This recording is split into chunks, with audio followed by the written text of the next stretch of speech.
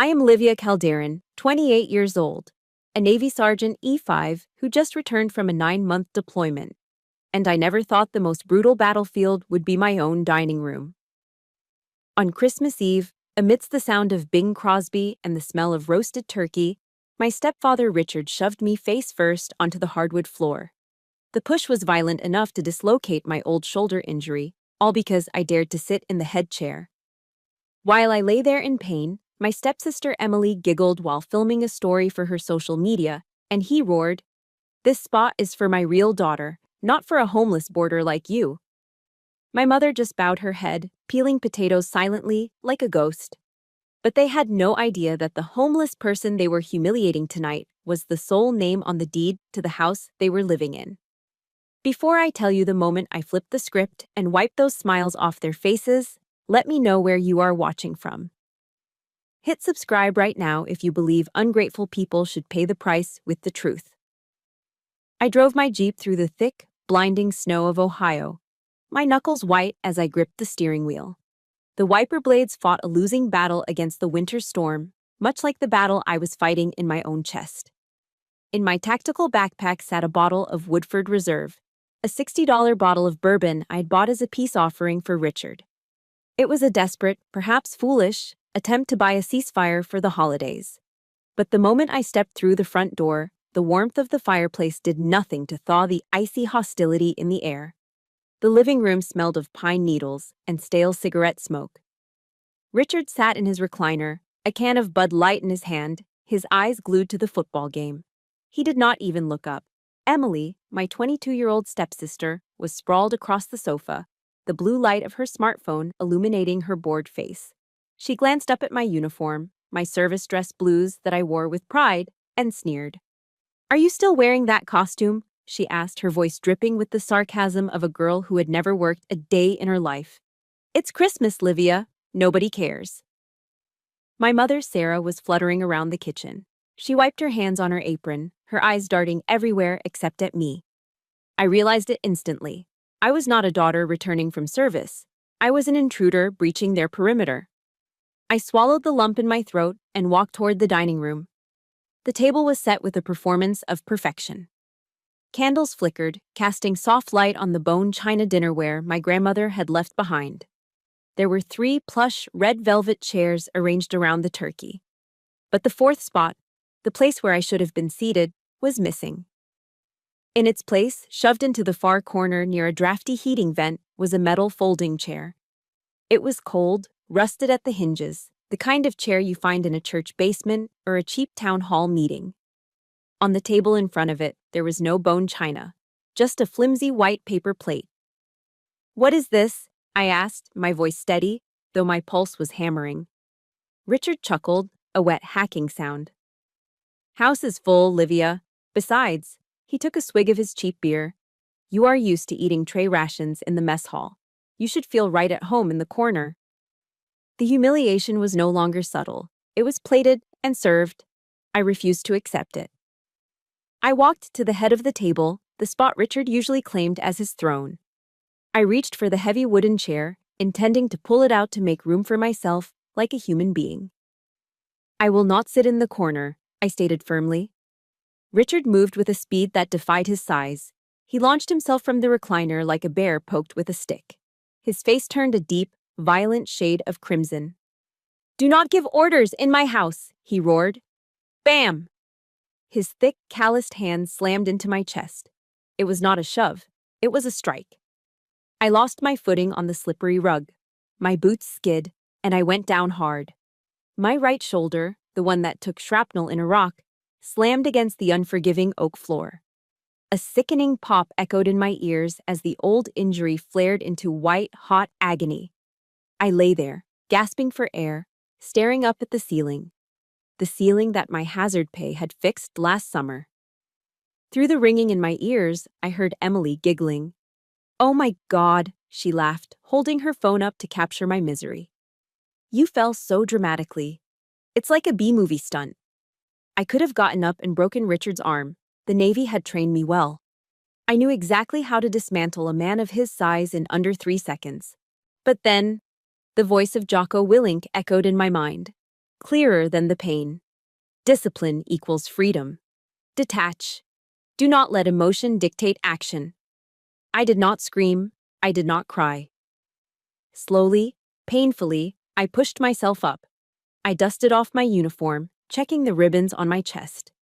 Richard stood over me, chest heaving, waiting for the outburst. He wanted me to be the crazy veteran. He wanted a reason to call the cops. Instead, I reached into my bag and pulled out the $60 bourbon. I cracked the seal, the sound loud in the sudden silence. I poured a glass, filling it to the brim. I looked Richard dead in the eye. "Cheers, Richard," I said, my voice ice cold. "Merry Christmas, and congratulations to the newly homeless." I downed the drink, the burn of the alcohol matching the fire in my gut. I slammed the glass down on the table, clack, and turned my back on them. I walked out the door, into the blizzard, leaving them in the silence of the house they foolishly thought they owned.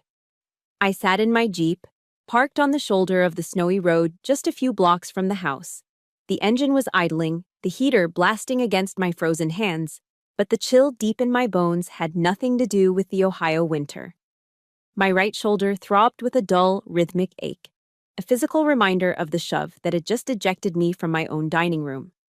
As I rubbed the tender joint, my mind did not stay in the present.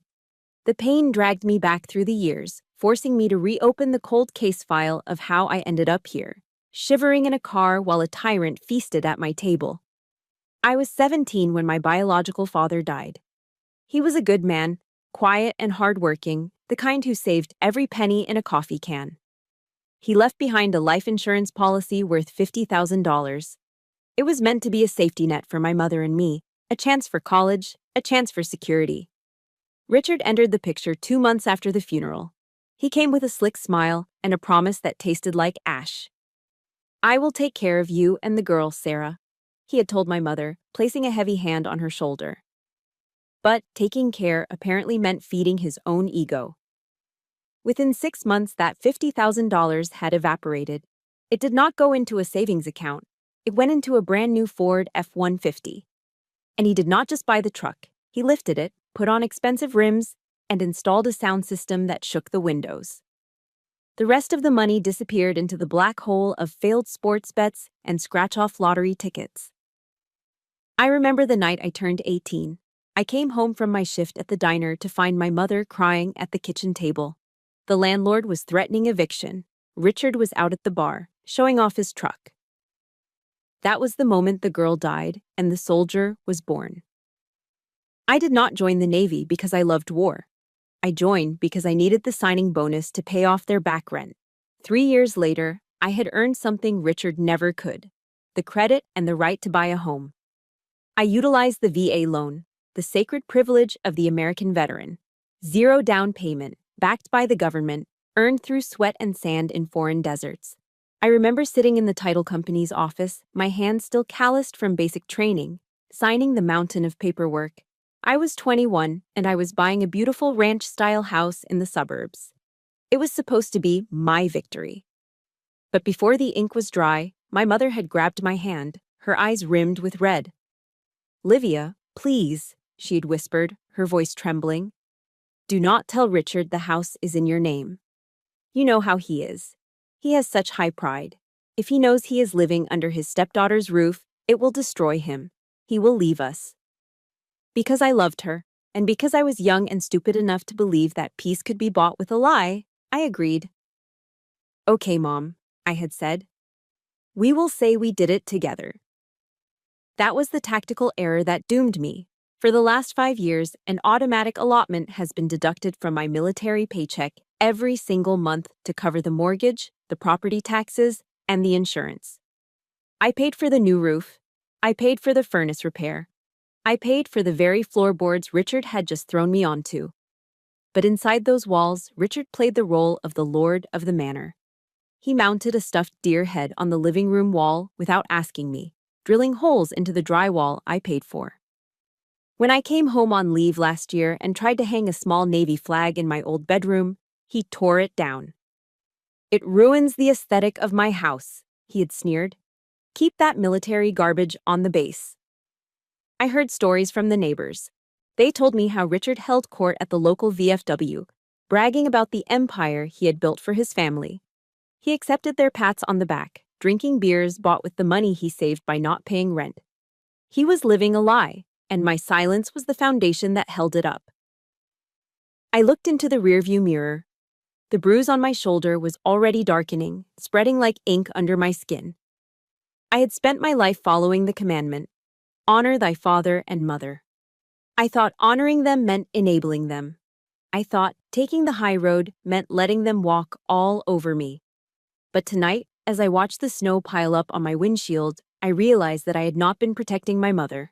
I'd been financing her abuse. By letting Richard believe he was the king, I had given him the power to treat me like a peasant. The silence ended tonight. I reached into my pocket and pulled out my phone. My hands were steady now. The shaking had stopped. I scrolled through my contacts until I found the name I needed. Marcus, attorney at law. I hit the dial button. It rang twice before he picked up, his voice gruff but warm. Livia, Merry Christmas. Everything okay? No, Marcus, I said, my voice flat and hard. I need a favor. I need you to go to your office vault. On Christmas Eve? What for? I need the deed, Marcus, the original deed to the house, and I need a draft for an eviction notice. There was a pause on the other end of the line, followed by the sound of a chair scraping back. It is about damn time, Marcus said. I will meet you in the morning. I hung up the phone and looked back toward the house, its windows glowing with a warm, deceptive light. They were probably eating the turkey now, laughing at the homeless girl. Enjoy the meal, Richard. It will be your last one at my table. To understand why a stepfather would shove a wounded veteran on Christmas Eve, you have to understand that the violence did not start with a push. It started with 1,000 tiny cuts, inflicted over the 3 days leading up to the holiday. I arrived home 72 hours before the dinner. I walked down the hallway toward my old bedroom, the one place in this house I still considered my sanctuary. It was where I kept my sea bag, my books, and the few memories of my biological father that I had managed to save from Richard's pawnshop purges. I opened the door, expecting the smell of old books and lavender. Instead, I was hit by a blinding explosion of neon pink and the chemical stench of cheap hairspray. My bed had been shoved into the corner, piled high with clothes that still had tags on them. In the center of the room stood a massive ring light and a tripod, aimed like a weapon at a full-length mirror. My desk was buried under an avalanche of drugstore makeup, half-empty Starbucks cups, and tangled charging cables. But what stopped my heart was what I saw on the floor. My service dress blues jacket, the uniform I had worn to my promotion ceremony, the uniform I kept crisp and lint-free as a matter of honor, was balled up on the carpet. Emily was using it as a mat to stand on, so her bare feet would not touch the cold floor while she filmed her dance video. "What are you doing?" I asked, my voice barely a whisper. Emily paused her recording. She popped her gum, looking me up and down with that glossy, vacant stare. "Oh, you are back early," she said, not moving off my jacket. "I just needed the lighting. This room has the best morning sun for my aesthetic. You can sleep on the sofa, right? I mean, you are used to sleeping in the dirt in the woods or whatever." I walked past her, ignoring the urge to tip over her tripod, and went to the bookshelf in the corner. I was looking for the shadow box containing my Navy commendation medals and the folded triangular flag from my father's funeral. The shelf was empty. Panic, cold and sharp, spiked in my chest. I fell to my knees and started tearing through the room. I found them under the bed, shoved into a cardboard box that smelled of mold, sitting right next to a pile of Emily's muddy sneakers. The glass on the shadow box was cracked. "Why did you touch these?" I growled, clutching the box to my chest. My mother appeared in the doorway, wiping her hands on a dish towel, looking terrified of the conflict. "Now, Livia, do not be dramatic," she pleaded. Emily needed creative space. Those medals, they look a little violent. They were throwing off the positive vibes of her livestream background. We just packed them away for safekeeping. I looked at my mother. My sacrifice and my father's memory were throwing off the vibes of a 22-year-old's lip sync video. The next morning, I tried to reclaim some normalcy. I went to the kitchen to make pancakes, using the flour and eggs I'd bought with my own money the night before. Richard lumbered into the kitchen, scratching his stomach. He watched me whisk the batter, his eyes narrowing as they focused on my arms. "Look at you," he scoffed, grabbing a piece of bacon off the plate I had just set down. "You have got arms like a bricklayer. No wonder you are still single. Men want a woman, Livia, not a G.I. Jane who looks like she could bench press a Buick." He laughed at his own joke, crumbs spraying onto the table. "You planning on staying in the service forever? Or is it just that the boys on base are the only ones desperate enough to look at you?" He ate the breakfast I cooked while dismantling my womanhood between bites. It was a specific kind of cruelty, designed to make me feel small in the only body I had. If you have ever had a family member belittle your appearance or your hard-earned achievements just to make themselves feel bigger, you know exactly how much this burns. It is a silent poison. If you stand with Livia and believe respect is earned, not given, please hit the like button right now.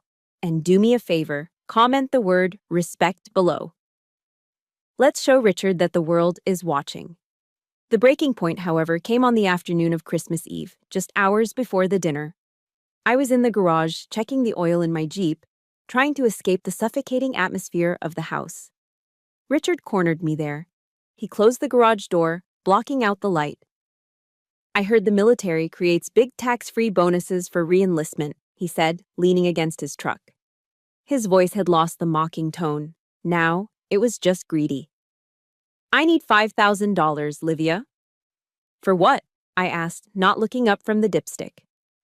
"The roof," he lied smoothly. "It has got a leak.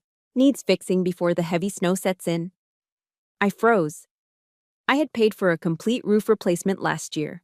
I knew exactly what he wanted. I had seen the brochures for the new Polaris snowmobile on the kitchen counter.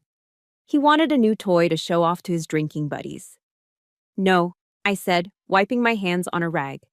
"The roof is fine, Richard. I have the warranty paperwork." His face transformed. The mask of the friendly stepfather slipped, revealing the predator underneath. He stepped close, invading my personal space, smelling of tobacco and aggression. "You have been eating my food and using my heat for 3 days, he hissed. "You think you can just come here, wave your money around, and not help the man who raised you? You are ungrateful. You are stingy." He looked at me with pure disgust, then gathered spit in his mouth and spat on the concrete, inches from my combat boots. "Cheap," he muttered, turning to walk away. That spit was the declaration of war. When he pushed me later that night, it was not an accident. It was the punishment for saying no. I drove away from the house with the engine roaring, putting as much distance between myself and Richard as the icy roads would allow. I did not have a destination in mind until I saw the flickering neon sign of The Outpost, cutting through the swirling snow. It was a rundown dive bar attached to the local VFW post, a place where time stood still and the outside world ceased to matter. The wind howled like a banshee as I stepped out of the Jeep, the cold air biting at my exposed face. But the moment I pushed open the heavy wooden door, the atmosphere shifted.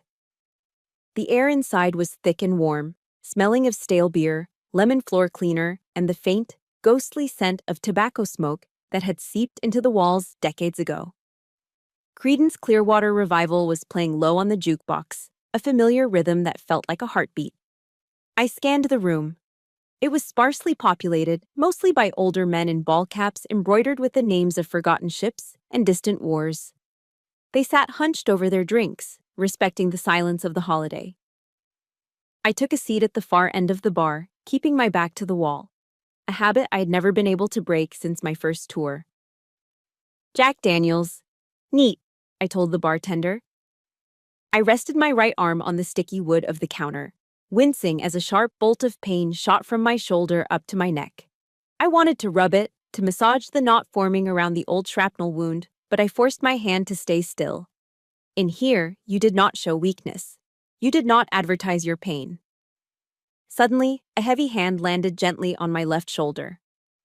"Livia," a deep voice rumbled. "Is that Hawkeye from Bravo Company?" I turned, my hand instinctively moving toward a defensive posture before I recognized the face. It was Marcus. He had traded his Kevlar vest for a flannel shirt and a blazer, but the eyes were the same. Sharp, observant, the eyes of a man who had scanned rooftops for snipers in Fallujah. He was a jagged scar of a man, rough around the edges, but he was the best JAG lawyer the Marine Corps had ever produced before he retired to private practice. "Marcus," I breathed, feeling the tension in my chest loosen just a fraction. He slid onto the stool next to me, signaling the bartender for 2 more rounds, but he did not smile. His eyes narrowed as he looked at me, scanning my posture with clinical precision. "You are listing to the right," he said, pointing a finger at my shoulder. "You are guarding that side. Your trap muscle is in a spasm." "What happened?" "You re-injure the old war wound." I stared at him, a bitter laugh escaping my throat. My mother had lived in the same house with me for 3 days. She had watched me cook, clean, and eat, and she had not noticed a thing. Marcus had looked at me for 3 seconds and knew exactly where I was hurt. "It is a long story, Marcus," I said, taking a sip of the whiskey. "I have got nowhere to be," he replied. "Talk." So I did. I told him everything. I told him about the folding chair in the corner next to the trash can. I told him about the bone china I was not allowed to use. I told him about Richard's demand for $5,000, the spit on the garage floor, and finally the shove that sent me sprawling onto the hardwood. Marcus listened in silence, his jaw tightening until a muscle feathered in his cheek. When I finished, he slammed his beer bottle down on the bar. Foam hissed over the rim. "He shoved you?" Marcus growled, his voice low but vibrating with a dangerous frequency. "That old parasite dared to put his hands on you? In the house you bought for him?" His anger was not pity. It was righteous indignation. It was the protective fury of a big brother who just found out his sister was being bullied on the playground, except the playground was a mortgage and the bully was a 58-year-old narcissist. For the first time all night, the cold sensation of being invisible evaporated. I was seen. I was valued. "I could have him in handcuffs by midnight," Marcus said, reaching for his phone. "Assault and battery, domestic violence. With your medical history, that is a felony charge, Livia." I shook my head. "No police. If I have him arrested, my mother gets dragged into it. She will have to testify. She will fall apart, Marcus. I cannot do that to her." Marcus sighed, rubbing his temples. He knew me too well. He knew I would take a bullet before I let collateral damage hit the people I loved, even if those people were enabling my misery. "Fine," Marcus said, a shark-like grin slowly spreading across his face. "We do not use the police. We use the nuclear option. Do you remember where the original deed is?" "In the vault at your office," I replied. "Exactly," he said. "And do you have the bank statements showing 5 years of mortgage payments deducted from your military allotment?" "Saved on my phone." Marcus nodded, the lawyer in him taking over the soldier. "Tomorrow morning is December 26th. I will go into the office early. I am going to pull your file. I will draft a formal eviction notice, effective immediately based on a breach of unwritten lease terms regarding tenant conduct. I will print out every single bank transfer you have ever made." He leaned in closer, his voice dropping to a conspiratorial whisper. "I am going to hand you a paper cannon, Livia. All you have to do is walk in there, place it on the table, and pull the trigger." The image of Richard's face when he realized the game was over flashed in my mind. It was the first thing that had made me smile in days. "You would do that on a holiday?" I asked. "For you?" "In a heartbeat," Marcus said. He reached out and covered my hand with his. His palm was rough, warm, and steady. "Listen to me, Hawkeye," he said, his eyes locking onto mine. "You do not owe them anything. Blood is not a get-out-of-jail-free card for being a terrible human being. They broke the contract of family a long time ago. You are just finalizing the paperwork." His words hit me harder than the whiskey. I had spent so long trying to buy their love with silence and money. I thought sacrifice was my duty. Marcus reminded me that duty ends where abuse begins. "Thank you, Marcus," I said. "Prepare the file. Tomorrow I am taking back what is mine." I finished my drink and stood up. My shoulder still throbbed, but the pain felt different now. It was no longer the ache of a victim. It was the battle scar of a survivor. I walked out of the outpost and back into the blizzard.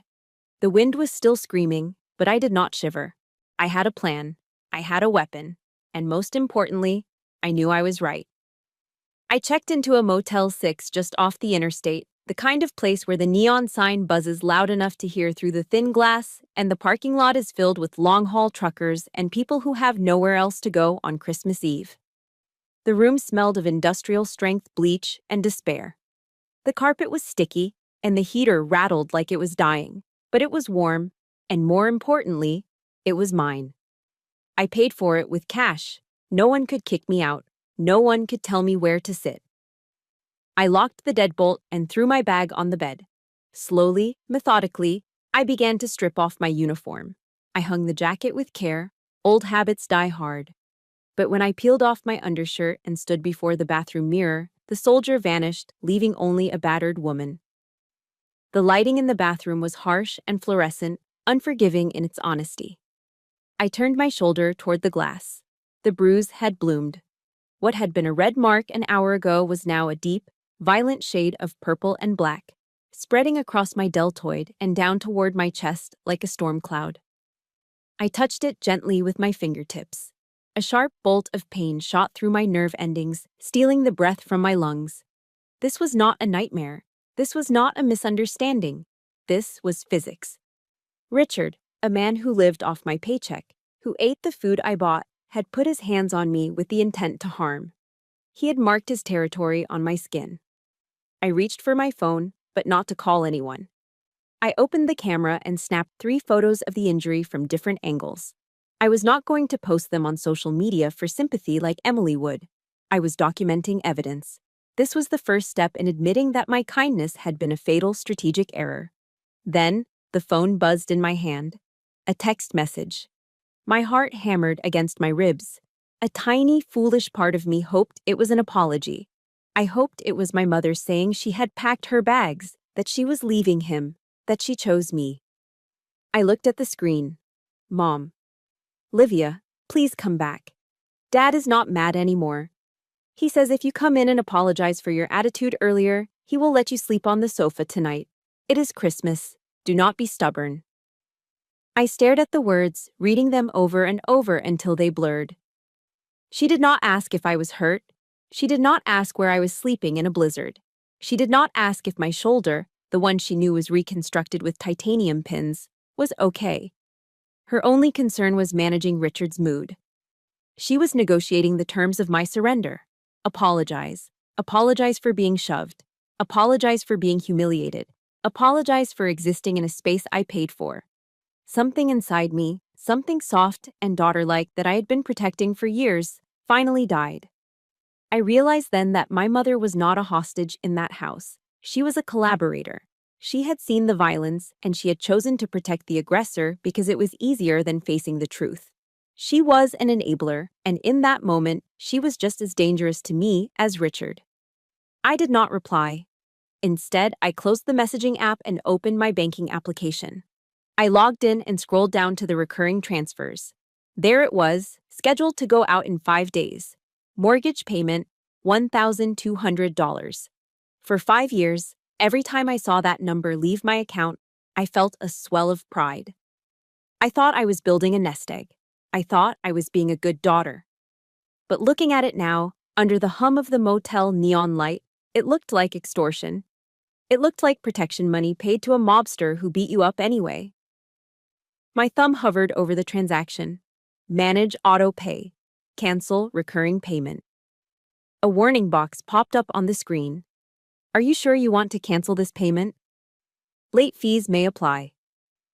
I pressed yes with so much force I thought I might crack the screen. Auto pay canceled. A shiver ran down my spine, but it wasn't from the cold.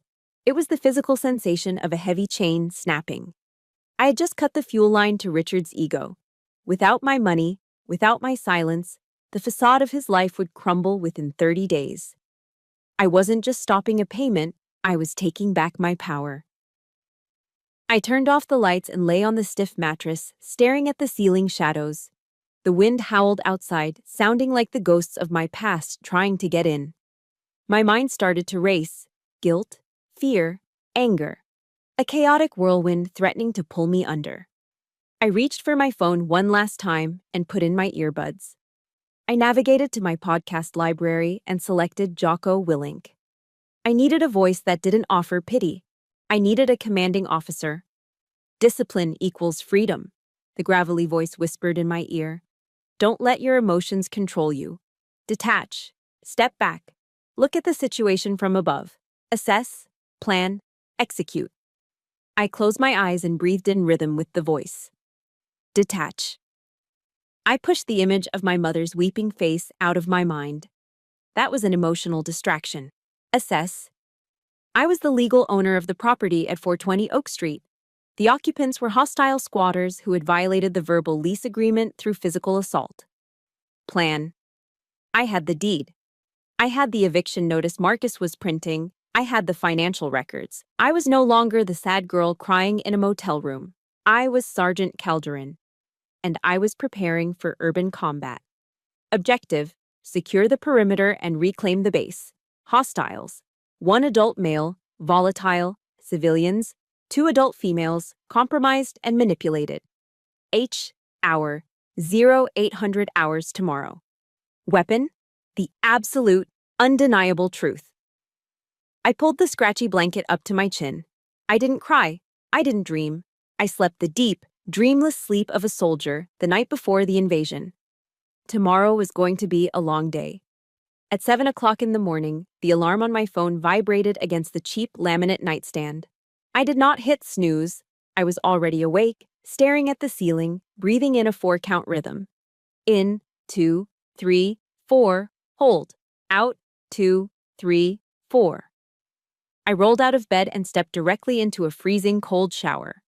The shock of the icy water hit my skin like a slap, washing away the grogginess of the motel sleep and sharpening my senses.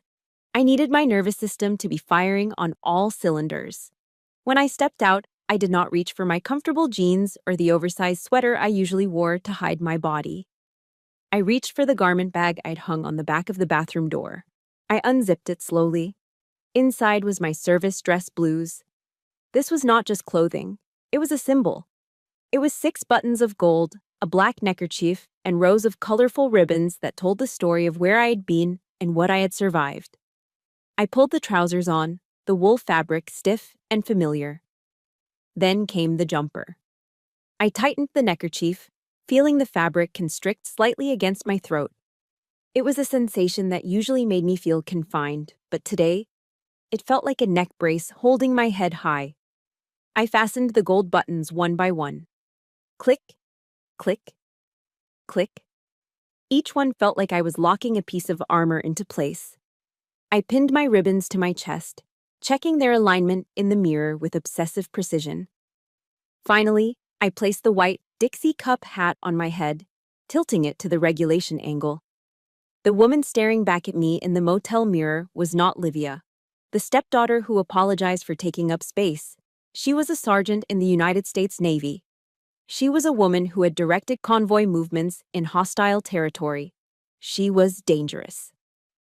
I checked out of the motel at 7:30 and drove straight to Marcus's office. The town was quiet, the streets empty in the post-Christmas lull. Marcus was waiting for me at the door, a steaming cup of black coffee in one hand and a thick manila envelope in the other. He looked tired, but his eyes were alert. "Here's the package," he said, handing me the envelope. It was heavy.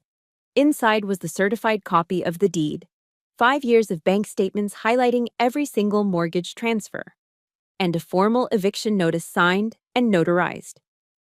"This is the nuclear option, Livia," Marcus said, watching my face closely. "Once you put this on the table, you cannot take it back. It will burn everything to the ground." I took the envelope, feeling the weight of the paper. It felt heavier than the M4 carbine I used to carry. "They struck the match last night, Marcus," I said, my voice steady. "I am just controlling the burn." I climbed back into my Jeep and turned the key.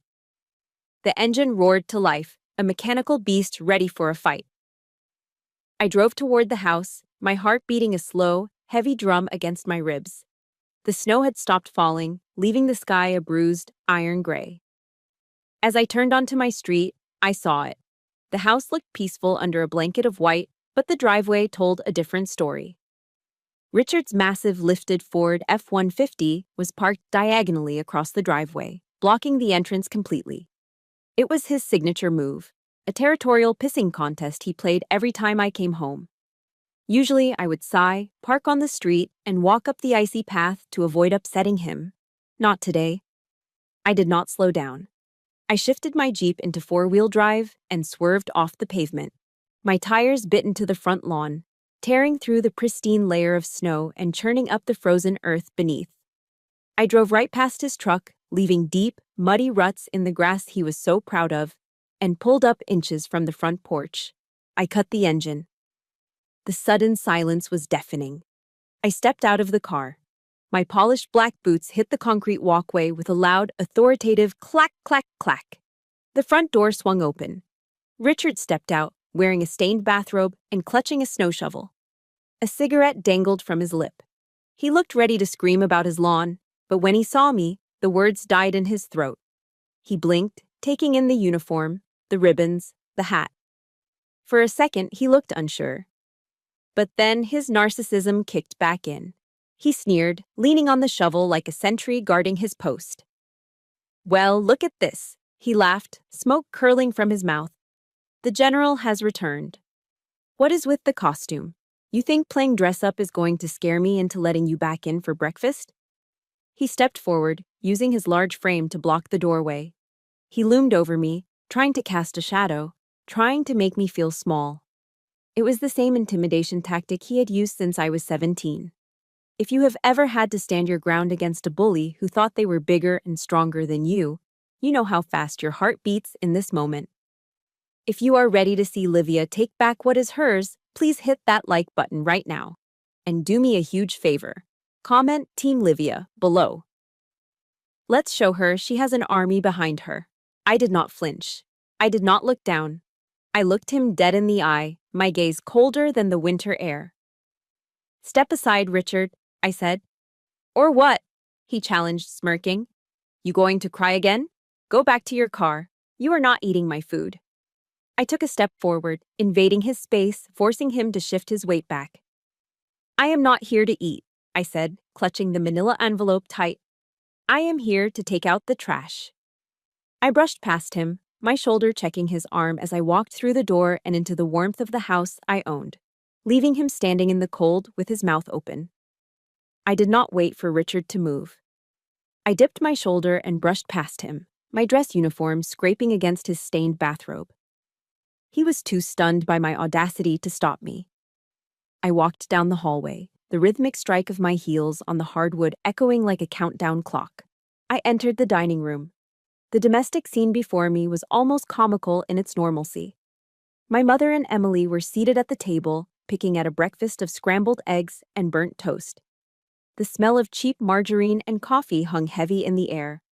When my mother saw me, her hand spasmed. Her fork clattered onto her ceramic plate, the sharp noise slicing through the silence. "Livia," she stammered, her face draining of color. Her eyes darted frantically over my shoulder, looking for Richard, looking for the storm she knew was coming. You came back." Emily didn't even look up from her phone. She was propped up on one elbow, scrolling through comments on her live stream. "If you are here to apologize, make it quick," Emily mumbled, popping a piece of toast into her mouth. "I'm live right now, and I really don't need your negative energy ruining my engagement metrics." I didn't answer. I didn't even look at her. Instead, I began to circle the table. I moved slowly, deliberately, like a shark patrolling the perimeter of a reef before the strike. I walked behind my mother, feeling her shrink away from me. I walked behind Emily, pausing for a second to glance at the ring light reflecting in her vacant eyes. I walked past the empty folding chair in the corner, the metal cage they had tried to put me in, and kicked it aside. It fell with a loud metallic crash. Emily jumped. My mother flinched. Then Richard stormed into the room. He looked like a mad bull, his face a mottled map of red rage. He marched toward the table, slamming his hand down so hard that the coffee cups danced in their saucers. Brown liquid sloshed over the rim of his mug, staining the tablecloth.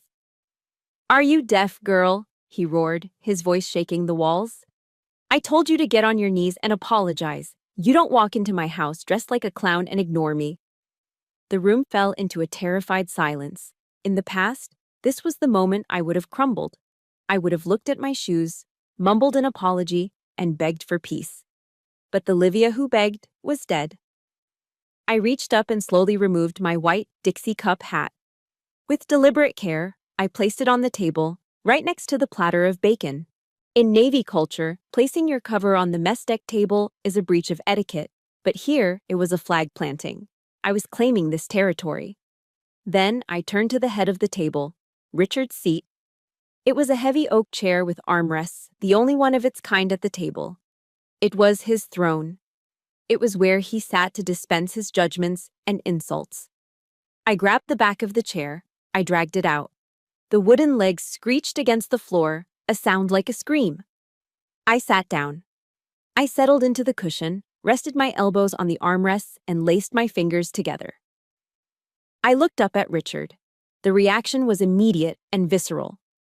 My mother gasped, covering her mouth with both hands. Emily finally lowered her phone, her mouth hanging open, realizing that something unprecedented was happening. And Richard? Richard looked like his brain had short-circuited. "You!" he sputtered, a vein in his forehead pulsing dangerously. "You dare sit in my chair? In my house?" He took a menacing step toward me, raising his hand. It was the same motion he had used the night before. He intended to strike me again. He wanted to slap the insolence out of my face. I didn't flinch. I didn't blink. I didn't move a muscle. I just watched him with the cold, dead eyes of a predator who knows the prey has already lost. My right hand moved slowly to the manila envelope I had placed on the table. I tapped it once with my index finger. Tap. "Sit down, Richard," I said. My voice was not loud, but it was hard as granite. "Standing is tiring for a man of your age." He froze. The sheer unnatural calmness of my demeanor stopped him. Bullies operate on fear. They need the flinch, the tear, the plea for mercy to fuel their power. When they don't get it, their system crashes. He lowered his hand, uncertainty creeping into his eyes for the first time. "I have a late Christmas gift for you," I continued, sliding the thick brown envelope across the polished wood. It stopped right in front of his plate, resting next to the coffee stain. "I think you will appreciate this more than the bourbon I bought yesterday." Richard stared at the envelope. His eyes narrowed, suspicion warring with greed. I could see the gears turning in his head. He saw the thickness of the package. He remembered the rumor about my re-enlistment bonus. He thought it was cash. He thought I had withdrawn $5,000 to buy his forgiveness and save my place in the family. "What is this?" he grunted, his voice losing some of its edge. "You think you can buy me off? You think money fixes respect?" "Open it," I commanded. "But be careful. The contents might be a little hard to swallow on an empty stomach." Greed won. It always does with men like him. He snatched the envelope from the table. "This better be good," he muttered. He ripped the top of the envelope open with violent, jerky movements. He reached inside and pulled out the stack of documents. The first thing that fell out wasn't a stack of $100 bills. It was a sheaf of legal paper, heavy and white, stamped with the red, official seal of the county clerk. The papers hit the table with a dull thud. My mother leaned forward, squinting to see. Emily craned her neck. I leaned back in the head chair, crossing my arms over my chest, a small, icy smile playing on my lips. The fuse was lit. The explosion was inevitable. "Read it, Richard," I whispered. "Read it out loud." Richard held the document in his thick, trembling hands, his eyes squinting as if trying to decipher a foreign language. But the words were in plain English, bold and undeniable against the stark white paper. Deed of trust. Sole owner, Livia Calderon. Date of purchase, May 15th, 2018. The color drained from his face, turning from a rage-filled red to a sickly ash-gray pallor.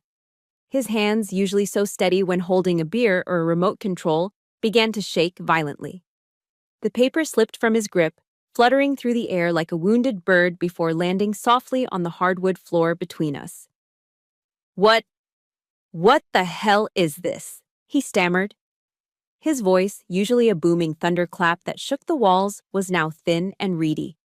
It was the voice of a man realizing the ground beneath him had turned to quicksand. "Read it out loud, Richard," I commanded. My voice was ice, devoid of any warmth. "Let the whole family hear who actually owns the roof over their heads." He opened his mouth, but no sound came out. He looked at the paper on the floor as if it were radioactive. Emily, unable to contain her curiosity, snatched the paper up. She scanned it, her eyes widening in genuine shock. She looked at me, then at Richard, then back at the paper. "It says she owns it," Emily read aloud, her voice trembling. "It says, sole owner, Livia Calderon. Dad? Is this real?"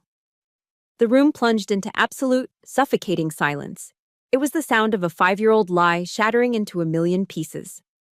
My mother covered her face with her hands and let out a single, sharp sob. The truth was out, naked and ugly.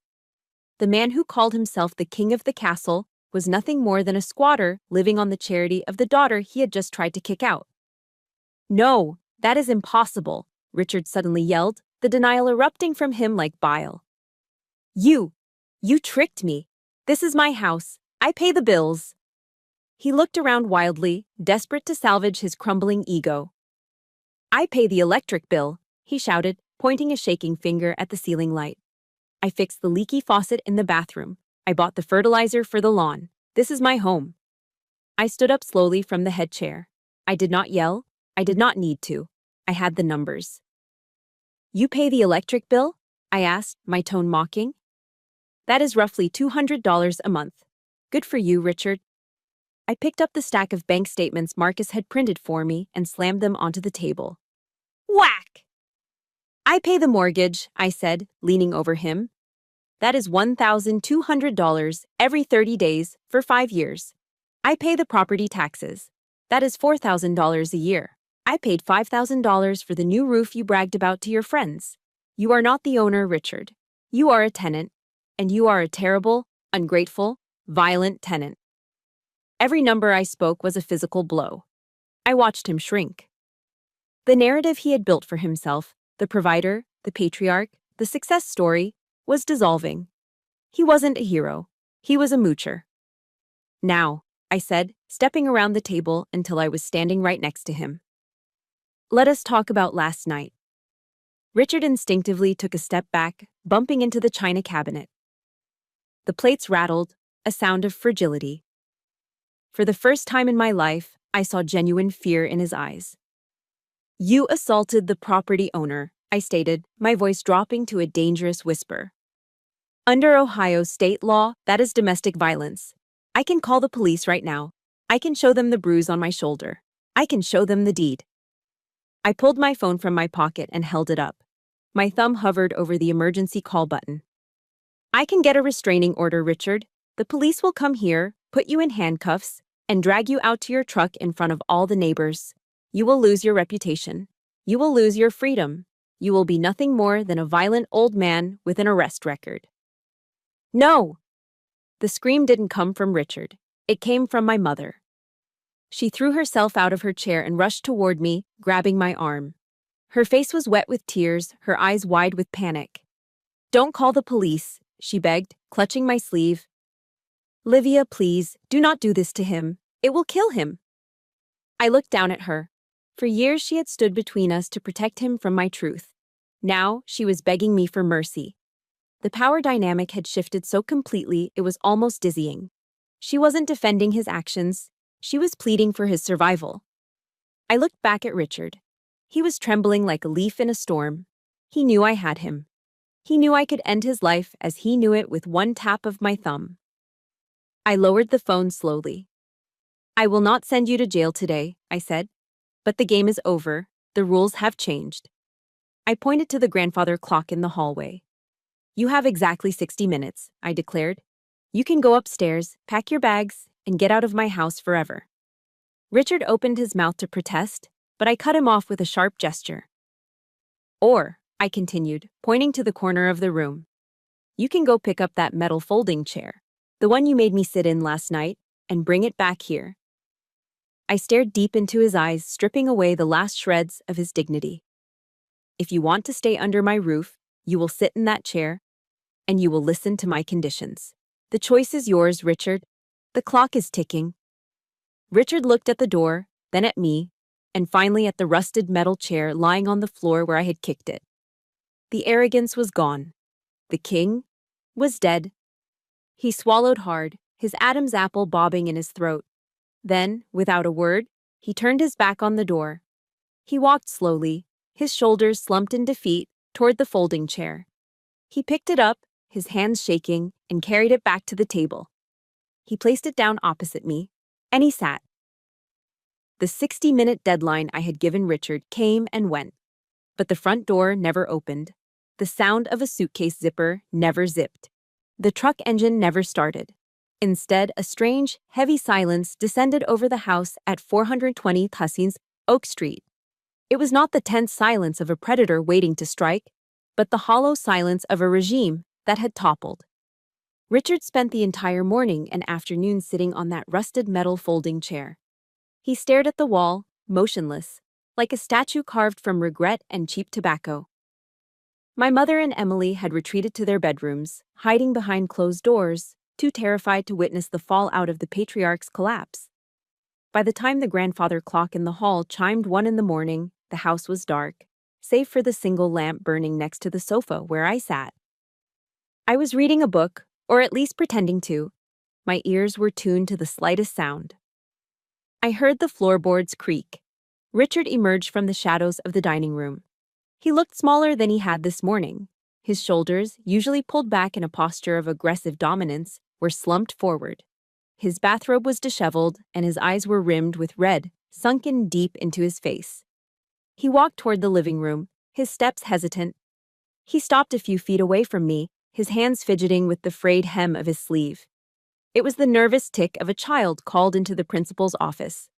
"Can I?" His voice cracked, dry and hoarse. He cleared his throat and tried again. "Can I speak with you?" I slowly closed my book and placed it on the coffee table.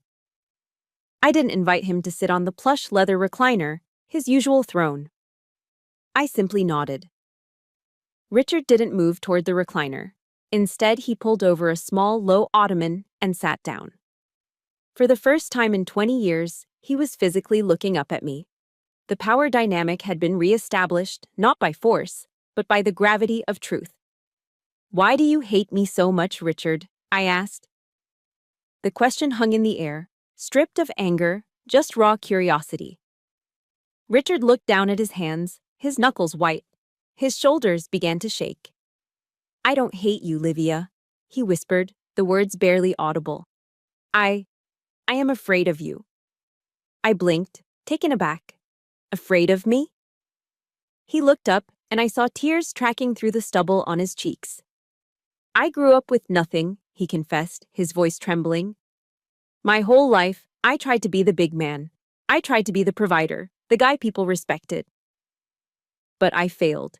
Every business idea, every bet, every job, I messed it up." He gestured vaguely toward my uniform jacket hanging on the coat rack.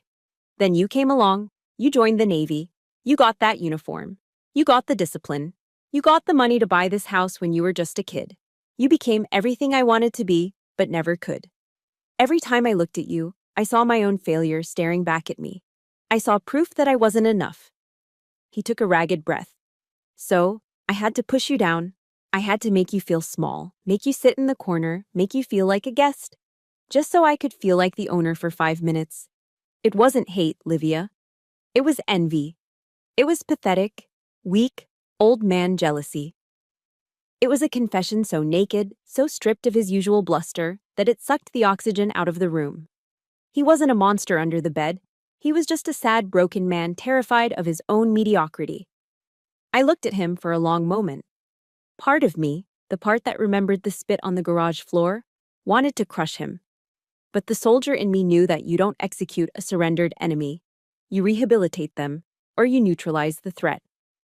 Understanding your problem is the first step, Richard, I said, my voice steady but firm. But understanding isn't enough. You need action. I reached into the pocket of my sweatpants and pulled out a single sheet of notebook paper. I had spent the last hour writing it out. This is the new lease agreement, I said, handing it to him. If you want to sleep under my roof tonight, if you want to stay married to my mother, you will agree to these terms. Richard took the paper with shaking hands. He squinted in the dim light to read my handwriting. Number 1, I recited from memory. You will attend Alcoholics Anonymous meetings 3 times a week. You will also enroll in anger management therapy at the VA Center downtown. I want to see signed attendance slips every Sunday night. He nodded slowly, not looking up. Number 2, financial transparency. You will no longer control the household funds alone. My mother's name goes on a joint checking account with you tomorrow. No more secret spending, no more gambling. And number 3, I said, my voice hardening steel. Zero tolerance policy. You will never raise your voice, raise your hand, or insult me, my mother, or even Emily again. If you call me a name, if you push anyone, that eviction notice gets filed with the sheriff the same day. Do you understand? Richard read the paper again. He knew what this was. It wasn't a punishment, it was a lifeline. I was offering him a chance to be the man he pretended to be, rather than the fraud he was. I understand, he said. Do you agree? I agree. He reached for the pen I offered. His hand shook as he signed his name at the bottom of the page. The signature was messy, jagged, but it was there. He handed the paper back to me, then looked me in the eye. The arrogance was gone, replaced by a profound exhaustion. Thank you, Livia, he said, his voice thick with emotion. Thank you for not throwing a useless old man out into the snow. I didn't do it for you, Richard, I said, folding the paper and putting it back in my pocket. I did it for my mother. And I did it because this house deserves peace. He nodded, stood up slowly, and shuffled toward the stairs. He looked 10 years older than he had this morning. Good night, Livia, he murmured. Good night, Dad, I said. It was the first time I had used the word without choking on it. It wasn't a term of endearment yet. It was a rank I was allowing him to earn back. I turned off the lamp and lay down on the sofa, pulling the blanket up to my chin. For the first time in 5 years, inside the house that I owned, I closed my eyes and fell into a deep, dreamless sleep. And for the first time, I didn't lock the door. 3 months had passed since the night of the eviction notice. The brutal Ohio winter finally broke, retreating north to make way for a fragile, hopeful spring. The snow mounds that had lined the streets were gone, replaced by patches of green grass and the yellow heads of daffodils pushing up through the thawing earth around the old oak tree in the front yard. I pulled my Jeep into the driveway on Easter Sunday. The first thing I noticed was the order. For years, Richard parked his massive Ford truck diagonally, blocking the path, a metal beast marking its territory. Today, it was parked perfectly parallel to the garage door, leaving ample space for me. It was a small detail, a geometric adjustment, but in the language of our household, it spoke volumes. It was a silent admission of respect.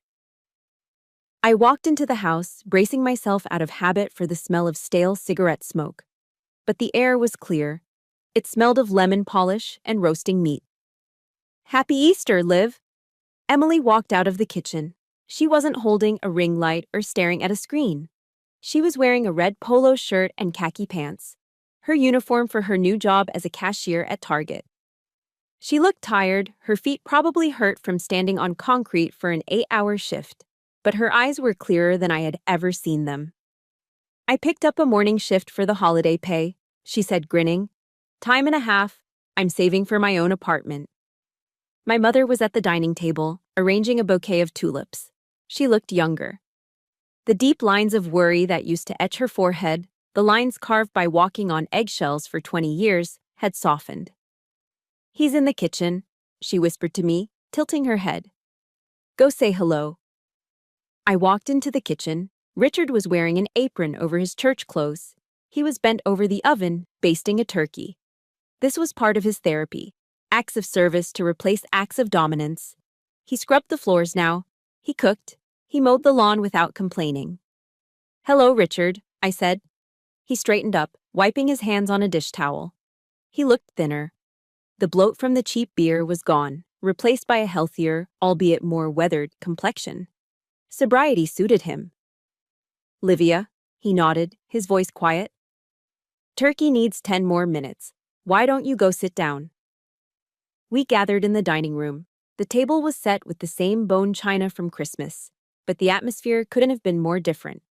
The tension that used to suffocate this room was gone. And most importantly, there was no metal folding chair. There were 4 proper wooden chairs. Richard brought the turkey out, placing it in the center of the table. He didn't sit immediately. He stood at the head of the table, the spot that had caused a war 3 months ago, and looked at me. He looked nervous, his hands fidgeting with the hem of his apron. "Before we eat," Richard said, clearing his throat, I have something for you." He reached into his pocket and pulled out a small rectangular box covered in blue velvet. He placed it on the table and slid it toward me. My mother was smiling, a secret, knowing smile. Emily stopped chewing a roll and watched intensely. I picked up the box. It was heavy for its size. I opened the lid. Inside, resting on a bed of satin, was a heavy brass plate. It was rectangular, polished to a mirror shine, with holes drilled in the corners for screws. I ran my thumb over the engraved letters. They were deep and precise, carved by a steady hand. "Livia's seat, Commander-in-Chief." A lump formed in my throat, hot and tight. "I made it at the machine shop last week," Richard said, his voice gruff, trying to hide his emotion. "I stayed late after my shift. I polished it myself." He walked around the table to the heavy oak chair at the head, his old throne. He pulled a screwdriver from his pocket. With clumsy, shaking hands, he held the plaque against the top rail of the chair back and began to screw it into the wood. Scritch, scritch. The sound of the screws biting into the oak was the only sound in the room. When he was finished, he stepped back and gestured to the chair. "From now on," Richard said, looking me in the eye, "that is your seat. Nobody else sits there, not me, not guests. That is the captain's chair. You earned it. I'm just part of the crew now." I stood there, holding on to the edge of the table. This wasn't just a piece of metal. It was a peace treaty. It was a surrender. It was the highest medal I'd ever received because it wasn't given by a commanding officer. It was given by a man who had once tried to destroy me. I walked to the head of the table. I ran my fingers over the cold, smooth brass of the nameplate. "Thank you," I whispered.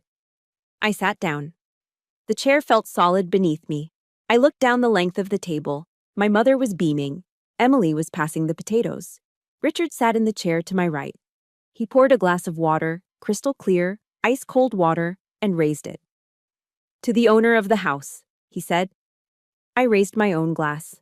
I looked at the man who had shoved me, the man who had stolen from me, the man who was now fighting every day to kill the monster inside him so he could be worthy of this family. "Thank you, Dad," I said. The word hung in the air, fragile and new. Richard's eyes welled up, but he blinked the tears away and took a sip of his water.